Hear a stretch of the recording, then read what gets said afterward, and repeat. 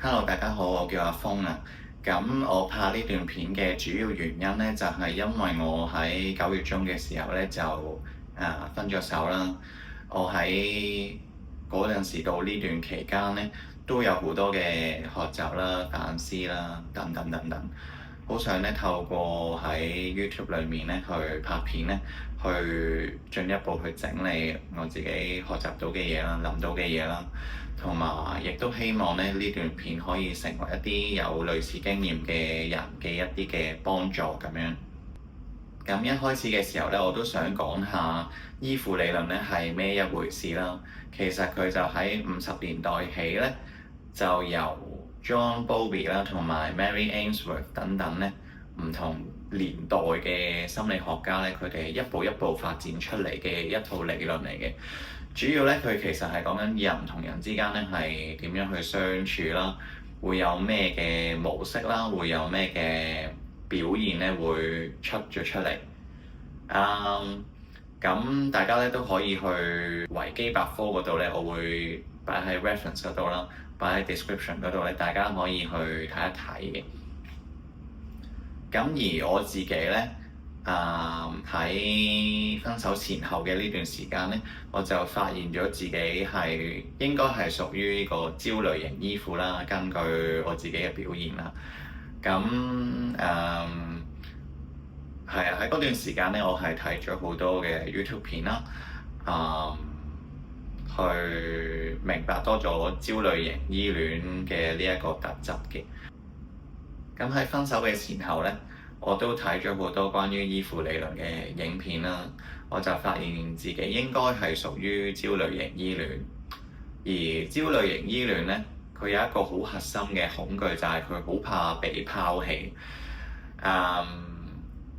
所以咧，你會見到無論係喺你嘅家庭入面啦，喺你朋友關係入面啦，甚至係喺你感情入面咧，其實你好怕被對方去掉低自己，好怕被對方嫌棄自己，以至到咧你會有一啲嘅行為咧係表現咗出嚟。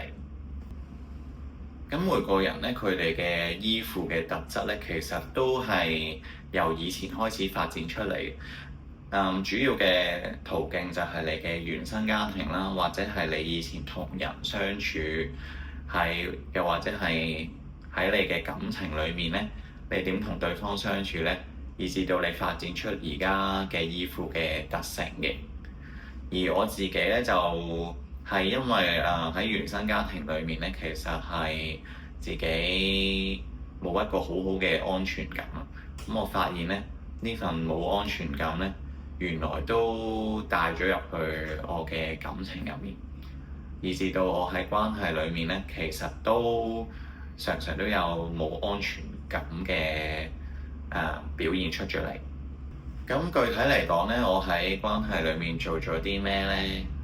第一樣嘢咧就係我會常常去遷就討好對方啦，即係我會好多時候因為唔想有衝突啦，我去就咗對方，而去壓抑咗自己心入面嘅所需啦。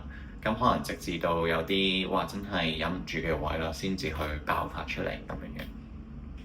咁其次就係咧，喺一段時間裏面咧，我慢慢開始咧放低咗自己嘅興趣啦，放低咗自己平時會做嘅嘢咧，為着嘅就係咧有多啲時間咧同我嘅另一半去相處，好想咧同佢有多啲時間親近啊，去黐住佢啊等等。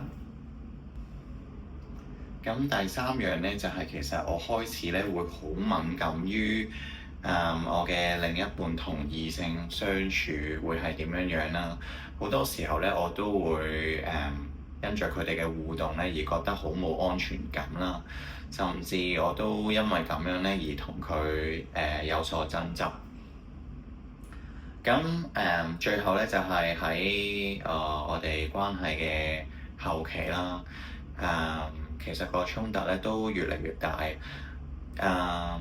當對方去提出咧，佢好想要時間空間去安靜嘅時候咧，我係好忍唔住咧，好想去揾佢，因為我係以一個好想解決我哋之間嘅問題嘅出發點咧，去到做呢件事啦，以至到咧我係過分地心急咗，好想快啲解決到，好想快啲同對方和好，而呢一點咧正正就係忽略咗對方嘅需要，係因為當其時佢需要嘅就係空間，而我步步嘅壓迫佢，係俾咗好多壓力俾佢。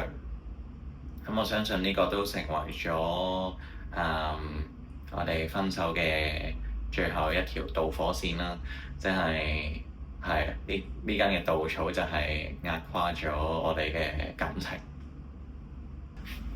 咁但係咧，除咗喺心理學上面嘅層面嚟講咧，我都好想喺一個信仰嘅角度裏面出發啦，因為我本身都係一個基督徒啦，所以都好想從即係喺呢個信仰嘅角度裏面咧，去同大家一齊去分享下。咁其實係分手嘅前一晚咧，咁我就睇到一段片咧，係關於咧魔鬼咧係點樣去欺騙我哋。咁其中佢提到一樣嘢咧，就叫做Fortnado。咁呢條片咧係一位叫做 Father Moses 嘅牧者啦，佢嘅分享嚟，我相信佢係一個天主教徒嚟嘅。咁佢嘅片咧，我都會擺喺 description 嗰度啦。有興趣嘅話咧，你都可以去睇下。佢講到嘅第一樣魔鬼咧會去欺騙我哋嘅方法咧，就叫做 Fortnado。佢呢個字佢本身唔係一個正式嘅英文字，係佢自己作出嚟。咁但係咧，佢就係講緊咧，魔鬼會用一啲佢會不斷咁樣拋一啲嘅想法俾我哋。拋完一個就話俾我哋聽，會唔會呢件事發生啊？跟住再拋另一個，咁如果咁樣發生呢？咁如果咁樣發生呢？不斷咁樣去重複嘅時候咧，呢啲嘅想法呢係變成咗一個好似龍捲風咁樣樣嘅嘢，不斷咁樣去纏繞住我哋嘅思想。咁我反思翻呢，其實我嘅焦慮呢都係有呢一個特質出現嘅。即係我會不斷地好擔心死啦！我個女朋友會唔會想拋棄我啊？佢會唔會同呢個男仔好親密啊？以至到佢唔想要我啊？呢樣點又嗰樣點？其實咧不斷嘅呢啲嘅想法咧，係一直咁樣加深緊我自己嘅焦慮。我係睇完呢段片之後，我先發現哇！原來魔鬼就係咁樣去欺騙我哋。咁其實嗰段片入面咧，都仲有好多，仲有另外嘅3樣嘅魔鬼佢常用嘅方法啦，係攞嚟欺騙我哋。遲啲有機會嘅話咧，我都可以再同大家分享。咁喺我以上嘅分享入面咧，其實大家會見到我個人咧係好冇信心，我對我自己嘅另一半冇信心啦，擔心佢會拋棄我啦。我其實對我自己都冇信心，我會覺得我係咪冇價值呢？所以會等住俾人拋棄呢？而最重要嘅係我對神冇信心，我唔相信佢會看顧住我，看顧住呢一段嘅感情，呢段嘅關係啦。以至到我用咗好多自己嘅方法呢，我想去捉緊呢段關係，好想去捉緊對方。但係當我咁樣去捉緊嘅時候，其實對方嘅壓力係好大。當我覺得佢就係我全世界嘅時候，我將所有嘅壓力咧都擺咗喺佢身上。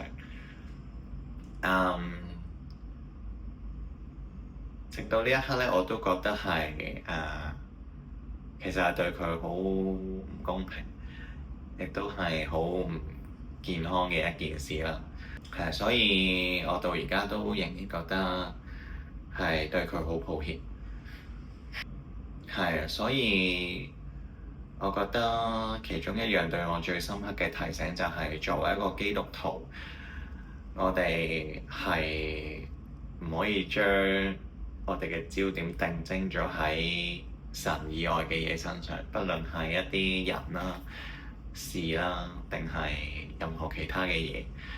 當我哋去將 focus 咧放咗喺其他嘢度嘅時候，而冇去將神放喺首位咧，就會引致一連串嘅問題發生。咁喺呢段時間咧，我做咗啲咩去幫我自己去重新將焦點擺翻喺神嗰度呢？咁我唔係話而家已經完全做到啦，但係慢慢喺呢度一個進程嘅時候，我做咗啲咩呢？我就會喺下次咧再同大家分享嘅。多謝你睇呢條片睇到最後啦，都希望呢條片可以成為你嘅幫助。咁喺最後咧都好想同大家咧有個祈禱。天父，感謝你都讓到我可以喺 YouTube 裏面咧都有少少嘅分享啦，去到整理翻自己最近嘅學習。唔知有幾多嘅人咧，佢哋都喺關係裏面咧suffer緊，可能因着自己嘅焦慮啦，讓到關係咧都充滿住壓力。